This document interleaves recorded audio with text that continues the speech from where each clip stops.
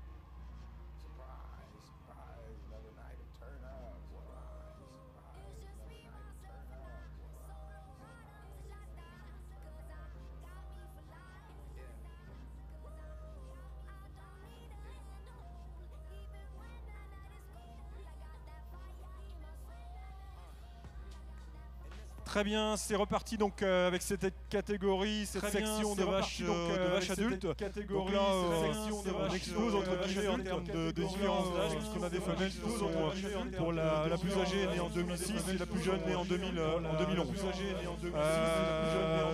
Des femelles qui sont de gros format, plutôt à mon sens des femelles de type élevage, des femelles vraiment dans un profil de moule à veau, si j'utilise une expression un petit peu différente de moule à veau, si j'utilise une catégorie précédente différente des femelles nullipares qui n'avaient pas vélé, mais là vraiment des femelles à format, avec des bassins j'allais dire exceptionnels, notamment évidemment les trois premières de la section, des femelles avec de la longueur, bien tenues dans leur dos, je vais focaliser un petit peu sur l'aspect de l'ossature.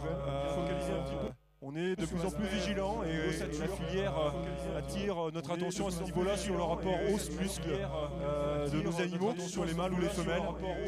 Je trouve qu'on a ici, on va dire, des femelles âgées, on va dire des femelles de souche et des femelles âgées qui ont déjà une carrière derrière elles, et des femelles qui sont relativement peu chargées en ossature, et je pense que c'est une bonne chose pour essayer de maintenir dans les générations futures un bon rapport os-muscle et des animaux avec un rendement de carcasse et notamment un rendement de viande nette acceptable.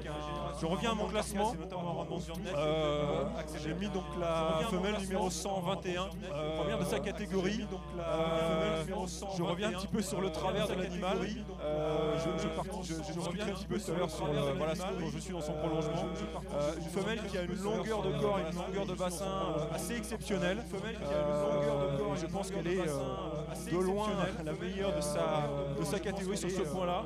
Je vous laisse l'admirer, mais un travers, un profil vraiment exceptionnel, longueur de corps, longueur de bassin, bassin très carré, bassin très plat, une femelle qui se déplace bien, sans excès d'ossature, une vache lourde, une vache, on va dire, type charolaise souche, un peu plus entre guillemets traditionnelle. Je ne sais pas, on va dire, de quel taureau les plaines, mais je vous espérais qu'elle a été accouchée avec des taureaux pour amener un petit peu d'épaisseur, amener un petit peu de d'épaule, de filet. Mais bon, je veux dire, avec un type de femelle comme ça, on peut faire un filet ce que l'on veut. C'est le cas aussi, on va dire, des suivantes. La femelle suivante se déplace bien aussi avec une très bonne locomotion. Je l'ai trouvé un petit peu très bonne dans sa longueur de bassin, mais un petit peu plus court dans sa longueur de corps, un petit peu plus compact. On aurait envie de lui rajouter une côte ou deux de plus pour vraiment essayer de l'allonger, de l'aiguiller. Mais cela dit, en termes de taille, en termes de largeur aux hanches, moi je trouve qu'elle est très expressive, large aux hanches. Très adapté, on va dire, à la production et au vélage facile. Adapté, on va dire, et en plus une femelle juive qui se déplace bien, qui a de la classe. Pour la troisième, même remarque, beaucoup d'expression au niveau du bassin, très bonne largeur aux hanches, un petit peu plus compact aussi que la seconde et que la première en termes de squelette. Peut-être par rapport à la seconde, légèrement plus coudée au niveau de ses aplombs. Les deux suivantes sont quant à elles peut-être légèrement plus équilibrées, sans excès d'état, mais je reviens un petit peu sur les points cités tout à l'heure, des animaux avec de la longueur, des jolis travers, des bassins. On sent, on va dire, je le répète, on sent le travail qui a été fait depuis plusieurs générations autour des qualités maternelles, des qualités d'élevage, et on le retrouve au niveau de cette catégorie. Donc félicitations aux éleveurs, félicitations pour ces jolies vases de choses qu'ils nous présentent aujourd'hui. Aux éleveurs, merci Sébastien, et pour cette section, le classement musique. Merci Sébastien, et pour cette section, le classement musique. Donc le classement morphologie de Sébastien n'est pas modifié par le classement de synthèse. On retrouve les trois animaux dans le même ordre, avec en premier lieu, première de cette section, la 121, électrolyse qui s'avance sur le podium. Une fille de tempo sur une mère sarnois sur le podium. Elle nous vient de l'élevage La Bousule, qu'on a déjà cité, l'université de Lorraine. Bravo à eux. C'est dans le 54 la Bleu Note en Meurthe-et-Moselle. Bravo à eux. C'est dans le 54 la Bleu Note en Meurthe-et-Moselle.